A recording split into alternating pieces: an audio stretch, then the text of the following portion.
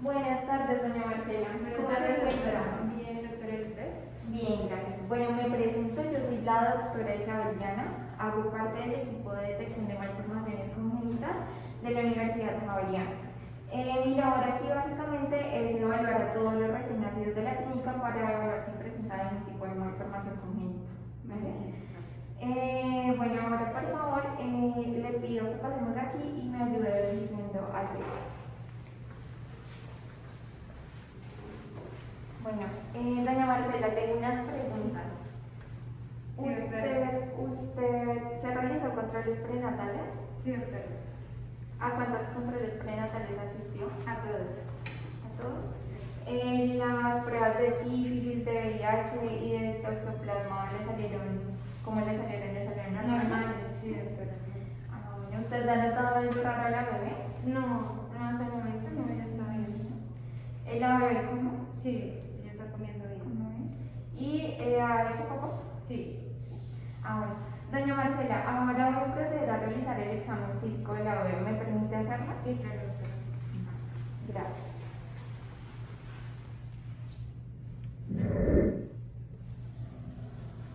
Ahora procederé a la realización del examen físico partiendo desde la inspección general y la auscultación. Para la inspección en general el bebé debe estar posicionado con la cabeza en la parte más distal y los pies en la parte más proximal. Aquí se evaluará la simetría, el tono muscular y la coloración.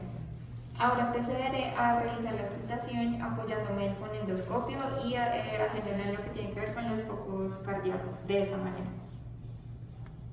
Entonces vemos que en inspección general y en auscultación nuestro bebé no presenta ningún tipo de alteración ni malformación.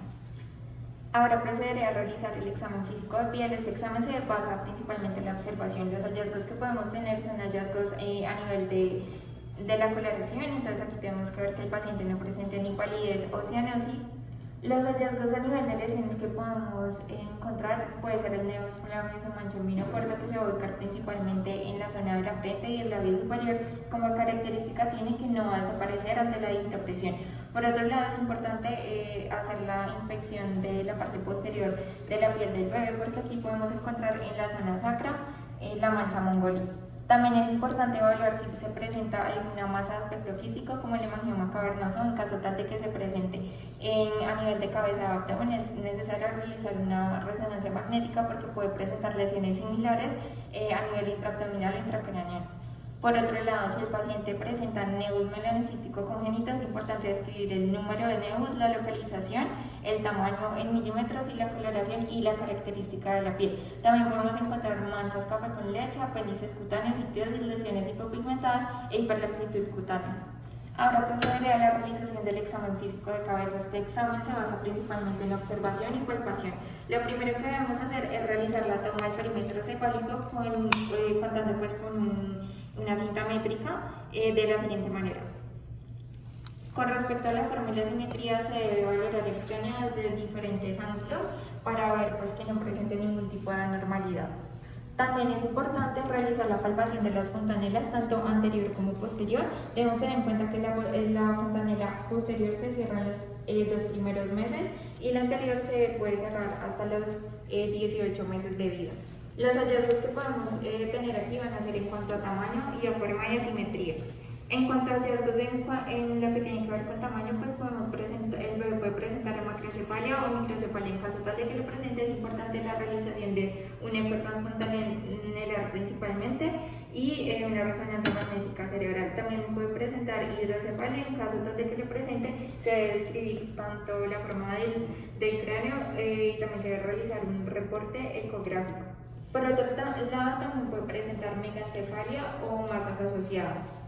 En cuanto a los hallazgos de forma y simetría, podemos tener que el paciente puede presentar acrocefalia, que básicamente consiste en que es una cabeza en forma de torre y esto va a ser secundario a un cierre temprano de la sutura lambdoidea o un cierre incompleto de las suturas coronales, que son estas. Por otro lado, puede presentar braquicefalia, que va a ser un cráneo que va a ser ancho y este va a ser secundario al cierre temprano de la sutura coronal, pues que es esta que vemos acá. También puede presentar escapocefalia, que va a ser un cráneo alargado, este secundario a un cierre prematuro de la sutura sagital, que es esta. Puede presentar plagiocefalia, que es un cráneo asimétrico y va a ser por dos causas, principalmente por un cierre Por otro lado, puede presentar trigonocefalia, que va a ser un cráneo en forma de triángulo, y esto es secundario a un cierre temprano de la sutura metópica, que es esta que vemos acá. Es importante describir los hallazgos que se realicen a nivel de la palpación de las fontanelas. Podemos tener hallazgos como fontanelas amplias, fontanelas extras o supranumerarias. También es importante describir el occipucio del paciente, si este se presenta plano o si es un occipucio prominente. Por otro lado, el paciente puede presentar defectos del tubo neural, como es la anencefalia, que va a consistir en la ausencia del cierre del tubo neural en el extremo encefálico. Puede presentar acrania, que es ausencia de la coleta, es decir, esta parte del cráneo. Puede presentar craniosquisis, que va a ser una fisura en la bóveda craneana, o exencefalia, que básicamente va a consistir en un cerebro expuesto en ausencia de la calota. Por otro lado, también puede presentar inencefalia, que es un defecto del tubo neural que implica una retroflexión extrema de la cabeza con defectos en la espina dorsal. También se puede presentar cefalocelia. En caso tal de que se presente esto, es importante describir la localización, el aspecto y el tamaño, y también se debe tomar el perímetro cefálico con la lesión y sin la lesión. Ahora procederé a la realización del examen físico de cuero cabelludo y pelo. Este se basa principalmente en la observación. Los hallazgos que podemos tener va a ser agenesia del cuero cabelludo. Pueden también presentar lesiones acabocados. Se debe observar muy bien si el bebé presenta algún tipo de placa alopécica, si el pelo se encuentra despigmentado o presenta alguna otra anomalía, y también se debe evaluar si son normales los bordes de implantación del pelo. En lo que tiene que ver con examen físico de cabeza, de cuero cabelludo y pelo, en nuestra paciente están sin alteraciones, está totalmente normal. Ahora siguen las orejas. Para el examen tenemos que observar cómo es la implantación, dónde exactamente es el nivel. Nos referimos a una implantación baja cuando el extremo más superior del hélix se encuentra por debajo de la prolongación de una línea imaginaria que tenemos que trazar desde el ángulo externo del ojo hacia lateral. Tiene que ser perpendicular a la línea media. Aproximadamente un tercio de la oreja también debe encontrarse por encima de esta línea. También el agujero del conducto auditivo externo debemos encontrarlo por encima de una línea imaginaria que también trazamos desde la narina ipsilateral hacia el pabellón auricular. Nunca podemos aquí olvidar y tener presente que toca comparar ambas orejas para observar si existen todas las partes de la oreja y ver también la simetría o anomalías. En los hallazgos tenemos la anotía, la microtía y la macrotía. Es básicamente describir aquí muy bien las partes que se alcanzan a ver y si hay o no conducto auditivo externo. La anotía es un defecto en el cual la oreja, la parte que se puede ver del oído, no está presente, y la microtía es cuando hay un defecto en el cual la oreja es pequeña y no está formada correctamente, mientras que en la macrotía el desarrollo es muy exagerado y se alcanza a ver muy grande. En las orejas displásicas tienen diferentes formas y son debidos también a alteraciones de los cartílagos auriculares, y van también aquí desde la microtía con o sin el conducto auditivo externo. En ausencia del conducto auditivo externo tenemos que también se puede conocer como una atresia aural congénita, y básicamente la ausencia del canal auditivo, y suele ir asociado a la ausencia también del tímpano, y también puede ser por el subdesarrollo del oído medio y de sus huesos. Aquí no habría entonces formación del pabellón auditivo externo. Los niños con atresia sufren pérdida auditiva porque el sonido no se transporta, no se conduce bien, y entonces no se conduce al oído medio ni tampoco al oído interno. Tenemos también el hélix sobreplegado, que es cuando el hélix tiene un plegamiento mayor al normal y puede incluso cubrir el antihélix. El antihélix prominente también sobresale en el relieve auricular. Tenemos también el óvulo hendido, que es básicamente cuando hay una escotadura que sufre el óvulo en su contorno. En los apéndices preauriculares tenemos que evaluar aquí la consistencia, las características y la localización.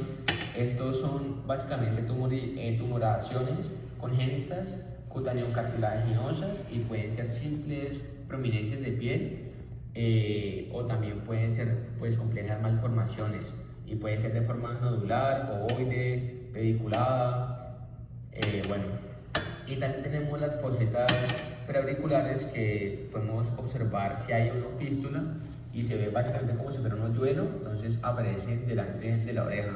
En los parafínicos de la oreja En caso pues, de anotía o microtía o la ausencia también del conducto auditivo externo y los apéndices preauriculares, se debe solicitar pues, potenciales evocados auditivos con emisiones otoacústicas. Y en la ausencia del conducto auditivo externo, tenemos que pedir un TAC de oído. En cara, el examen principalmente es observación. Entonces aquí evaluamos si la frente está arrugada, estrecha, pequeña, si está grande, la glabela prominente, si la cara también está prominente, si hay hipoplasia supraorbitaria, hiperplasia supraorbitaria, también las facies, pues buscamos aquí las facies típicas como el síndrome de Down, facies inexpresivas como Mobius, facies burda, la mucopolisacaridosis, también como a veces, como todas las facies son hereditarias, entonces tratamos de compararla con la cara de los padres para ver si hay alguna correlación. En la simetría también observamos si hay cara plana, redonda, fetal, triangular, larga, si es atrófica o si hay sobrecrecimiento, hipodesarrollo o hipoplasia, y también describir el lado donde se encuentra. También si hay hemihipertrofia o hendidura facial. Y por último, los paraclínicos también dependen de la patología, pero cuando se encuentran fases sindrómicas, pues se solicitará un cariotipo y los paraclínicos se solicitarán según el diagnóstico de trabajo. En el ojo, para el examen, se necesita una linterna para alumbrar ambos ojos. Aquí tenemos que retirar los párpados de manera que el iris y la pupila queden expuestos. Se debe encontrar el reflejo rojo de todo recién nacido y también buscamos aquí cataratas o masas, y con la luz también examinamos los reflejos, o sea la respuesta de cada ojo. En los hallazgos, por ejemplo, en el párpado podemos encontrar hendidura palpebral reducida o también aumentada, fisuras oblicuas orientadas hacia arriba, que es lo característico de un síndrome de Down, o fisuras oblicuas orientadas hacia abajo, que esto también le da como la forma y la característica al ojo. Se debe observar la posición de los ojos. Si a simple vista se observa anormal, describir pues cuál es la anormalidad. Por ejemplo, distophia cantorum, que es un desplazamiento lateral del canto interno ocular sin verdadero hipertelorismo. Básicamente es una distancia aumentada entre los ojos. También encontramos el hiper o el hipotelorismo, que es el hiper es el aumento de la distancia entre las pupilas, mientras que el hipo es cuando hay menos separación entre los ojos, y pues se determina aquí cuando ahí vemos una distancia interpupilar pues menor. En el globo ocular también tenemos que ver la simetría de los ojos. También podemos encontrar epicanto, que es la presencia de pliegues verticales bilaterales de la piel, que se extienden desde los párpados superiores o inferiores hasta los cantos internos de la hendidura palpebral, uniendo dos párpados juntos en este punto. En esta condición pues se puede producir la sensación de que el paciente, por ejemplo, tenga un estrabismo, pero realmente no es esto y es una pseudotropia o un falso estrabismo. También tenemos el telecanto, que es el aumento de la distancia entre los cantos internos del ojo. La anoftalmia, que es cuando ya no tenemos el ojo, pues no, está la ausencia del globo ocular. La microftalmia, que es cuando el ojo está pequeño.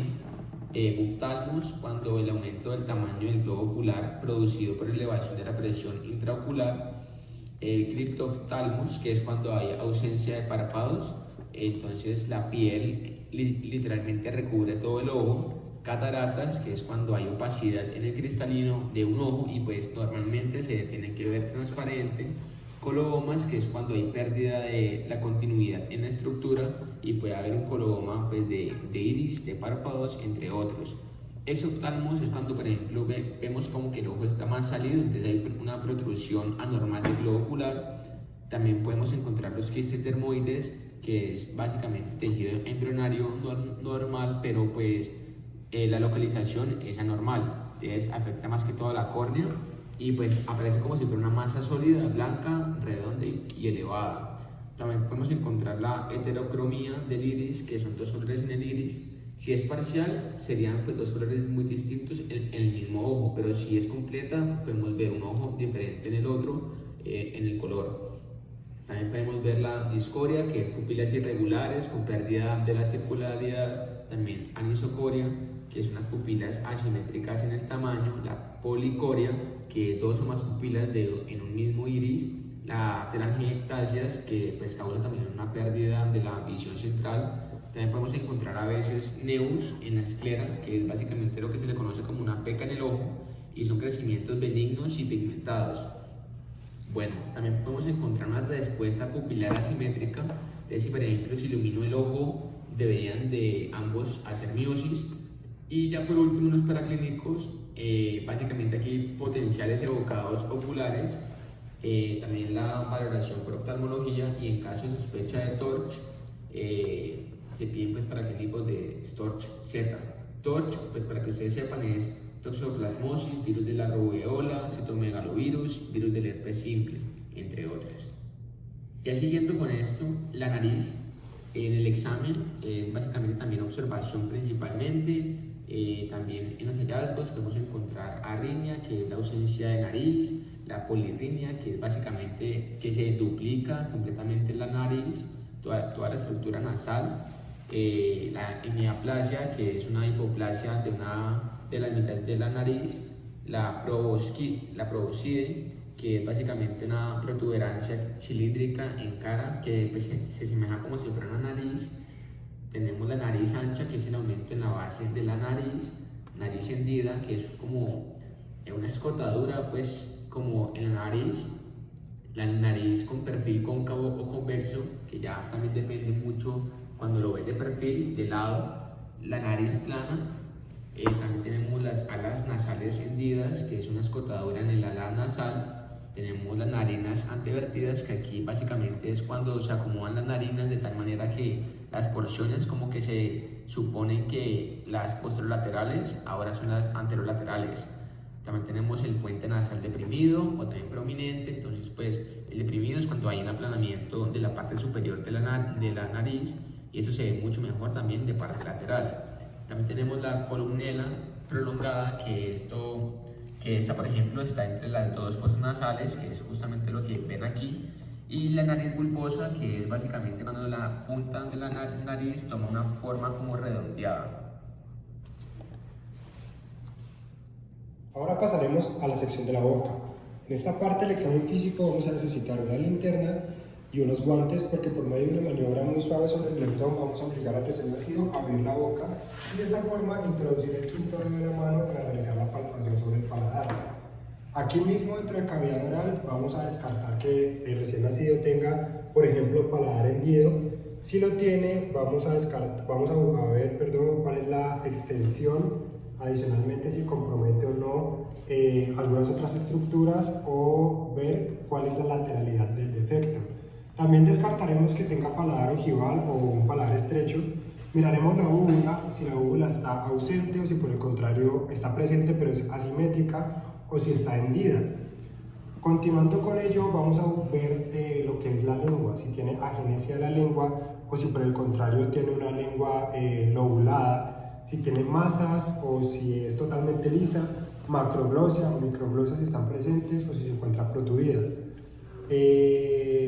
A nivel gingival miraremos si tiene, por ejemplo, hipertrofia, si tiene dientes al ser neonato o si tiene alguna otra anormalidad. Ya a nivel externo miraremos pues cómo es la simetría, ¿cierto? Cómo es pues la boca en sí, si es una boca abierta, si tiene filtro plano, si es microstomía, si tiene microstomía, si tiene macrostomía.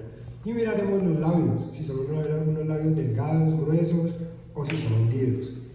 Luego vamos a seguir bajando hacia el cuello. En el cuello realizaremos observación y palpación en caso de encontrar alguna masa.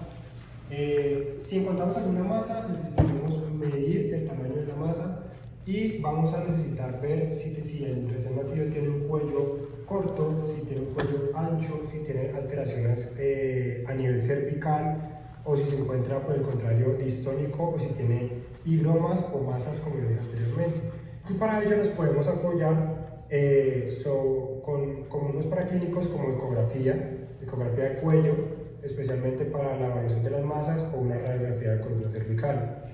A nivel del tórax, vamos primero a evaluarlo dentro de su aspecto general, Vamos a buscar también en la piel si tiene algún nevus o si tiene manchas, color café con leche o alguna otra alteración en piel. De igual forma miraremos si tiene un tórax asimétrico, si tiene un pectus excavatum o un pectus carinatum, si tiene el tórax en tonel, o si lo tiene corto, o si mejor dicho vemos alguna alteración que tenga que ver con alguna patología pulmonar. Ahí, luego continuaremos con las clavículas. A nivel clavicular necesitaremos observar si tiene agenesia o hipoplasia, por ejemplo, y luego de ello pasaremos a la escápula. En la escápula miraremos si tiene la anomalía de Sprague, que es una elevación congénita de la escápula, o si tiene las escápulas aladas. Luego volveremos a la parte anterior del tórax a ver las glándulas mamarias y ver si se encuentran asimétricas, si tiene teletelia o si tiene ginecomastia. Para ello nos podemos apoyar, por ejemplo, de radiografías de tórax en caso de encontrar alguna patología cardíaca pulmonar o alguna deformidad de lo que es toda la caja torácica. También podemos mandarle, por ejemplo, al recién nacido algún ecocardiograma si encontramos algún soplo o algún indicio de alguna patología cardíaca que necesite ser valorada por ecocardiograma. Ahora procederemos a examinar el abdomen. El abdomen se debe observar y palpar, y en caso de masas se debe tomar el perímetro abdominal. En cuanto a los hallazgos, puede haber diástasis de rectos o abdomen en uva pasa, el cual se resuelve con el tiempo, y también puede hacer parte del síndrome de Fromm-Belly, que se caracteriza por la tríada constituida por deficiencia congénita de la musculatura de la pared abdominal, anomalías del tracto urinario y criptorquidia bilateral. También se pueden encontrar defectos de la pared abdominal como onfalocele, en el cual el contenido gástrico sale a través del cordón umbilical, o gastrosquisis, en donde hay extravasación del contenido gastrointestinal que se sale sin recubrimiento de membrana. También se puede encontrar línea nigra, que es una línea hiperpigmentada vertical que aparece debajo del ombligo hasta la sínfisis púbica y se debe a la exposición de las hormonas de la madre. También desaparece con el tiempo. En cuanto a la palpación, se recomienda con una mano coger las piernas y la cadera del bebé y con la otra realizar la palpación en busca de visceromegalias, hernia umbilical, hernia inguinal, atresia esofágicas e intestinales. Los paraclínicos, se recomienda radiografía de tórax para descartar atresia esofágica, radiografía abdominal para descartar atresia intestinal y ecografía abdominal para descartar visceromegalias o hernias.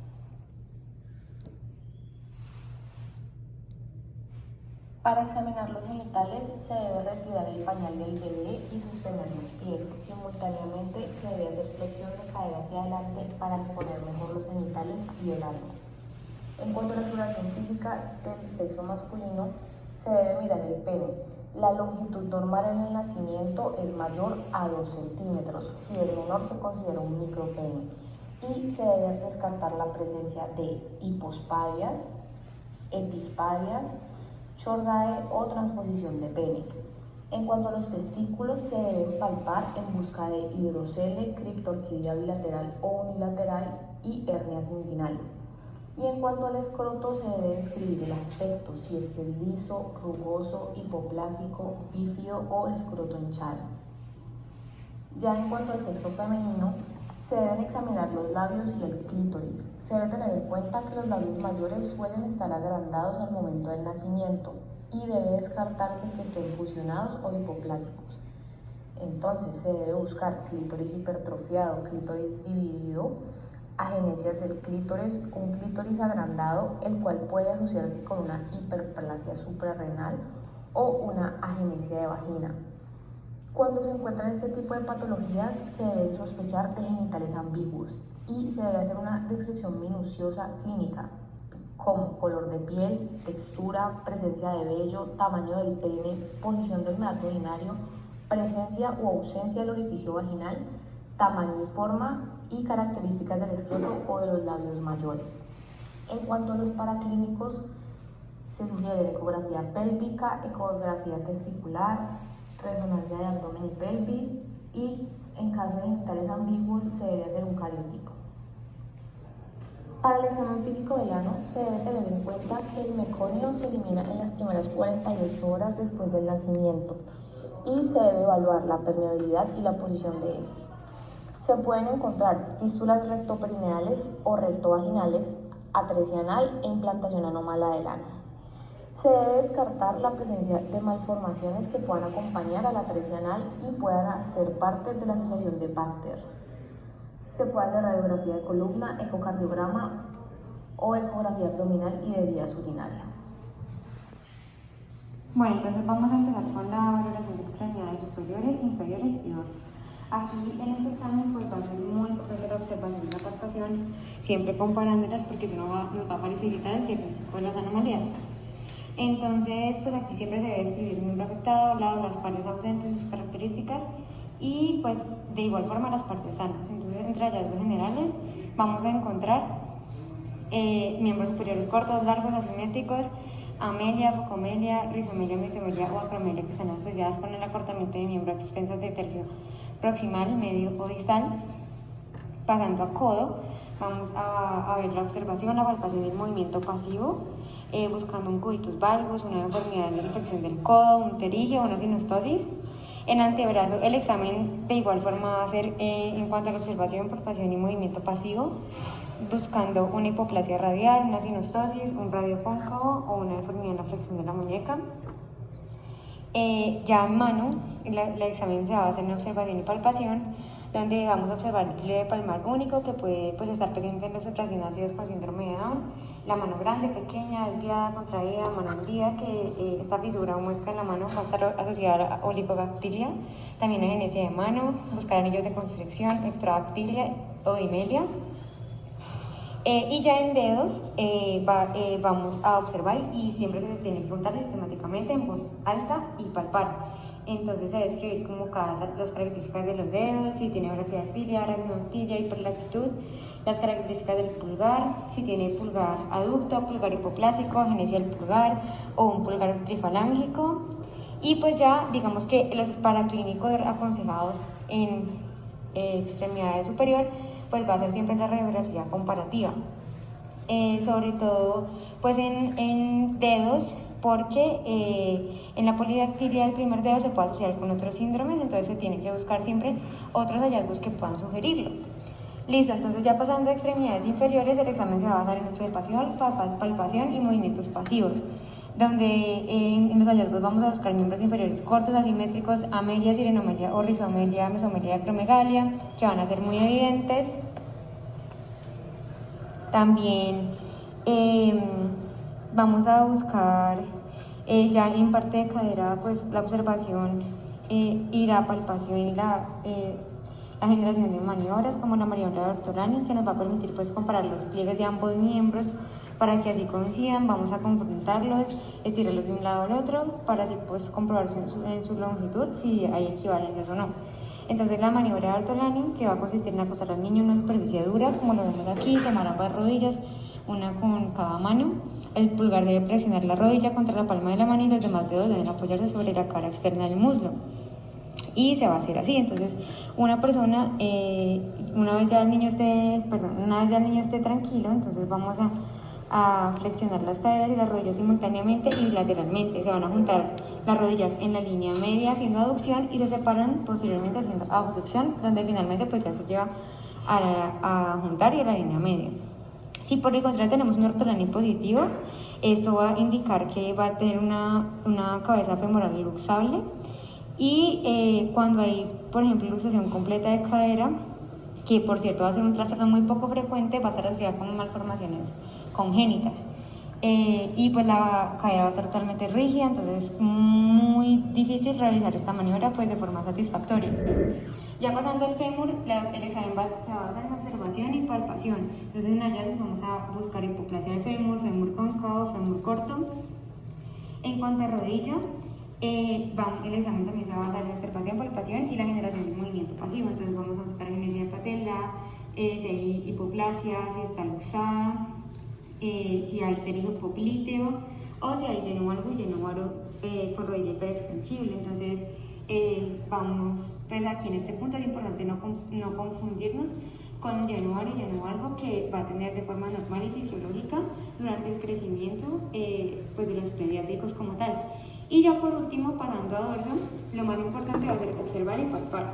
Entonces buscar si el paciente tiene escoliosis, asimetrías, si tiene fosetas pilonidales, apéndice caudano, inercia del sacro. En cuanto a en la foseta pilonidal, es importante pues recordar que es considerada una malformación únicamente cuando no se va a observar el fondo, entonces se va a palpar la normalidad en la región en la que se encuentren, y si hay salida de líquido, pues se va a asociar generalmente con meningocele.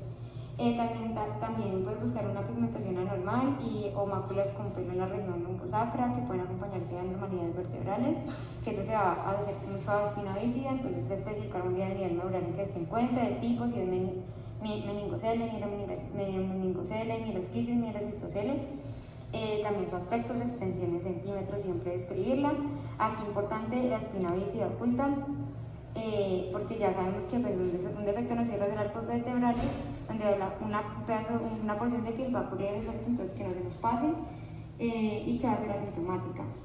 Y pues ya como ayuda diagnóstica o pues para clínicos, el miembro inferior pues siempre va a ser la comparación de cada uno de los miembros, una radiografía comparativa de cada una de las partes del miembro inferior, y en dorso el gold estándar pues va a ser la ecografía o resonancia magnética de columna vertebral, porque pues la radiografía en esta parte del cuerpo pues va a ser poco específica y poco sensible. Bueno, mira, finalizando, nosotros debemos valorar que el recién nacido no tenga ninguna alteración a nivel cromosómico. Por ejemplo, te voy a hablar de 3 en particular que son las más comunes. La primera de ellas es la trisomía 21. Entonces, cuando nosotros evaluamos a tu recién nacido, nosotros debemos descartar que no tenga, por ejemplo, una cara plana, un puente nasal plano, que no tenga un cuello corto o que los párpados no estén oblicuos hacia arriba. Adicionalmente, que no vaya a tener un pliegue palmar único, que sea unilateral, y otras alteraciones a nivel orgánico que se van a estudiar con otros exámenes adicionales. Entonces, para poder descartar esto, nosotros le vamos a mandar un cariotipo, le vamos a mandar unos potenciales auditivos, unos potenciales evocados auditivos, también una valoración por oftalmología y otros exámenes adicionales para la valoración total de él. Como segundo punto en particular para tener en cuenta es que nosotros debemos descartar una trisomía 18, ¿verdad? O un síndrome de Edwards. Aquí principalmente nosotros vamos a buscar, por ejemplo, que el niño no tenga cataratas, que no tenga unas orejas displásicas o de implantación muy baja, que no tenga micrognatia o un labio o pues paladar hendido. Adicionalmente, que no tenga criptorquidia o que no vaya a tener, por ejemplo, alguna cardiopatía congénita, ¿vale? Entonces, para ello vamos a mandarle nuevamente pues cariotipos, ya exámenes para valorar el corazón, por ejemplo, un ecocardiograma, o para mirarle el tórax, ¿cierto? Lo que es todo el pechito y el abdomen, que sería una radiografía de tórax y abdomen, pues para tu niño. Como tercer punto que tenemos que tener en cuenta es la trisomía 13 o el síndrome de Patur. Aquí nosotros vamos a buscar, mamá, que por ejemplo tu niño no tenga una microcefalia, que no tenga micrognatia, que no esté hipotónico o hipertónico. Adicionalmente, que la frente no esté inclinada totalmente hacia atrás, o que no vaya a tener alguna anomalía a nivel ocular. También, por ejemplo, que no vaya a tener un labio hendido o una fisura palatina, que el paladar se encuentre normal, o sea, que no tenga un paladar ojival, o que no tenga defectos en el cuero cabelludo principalmente. También vamos a descartar muy puntualmente que no tenga polidactilia o que no tenga unos dedos en flexión o que sean superpuestos.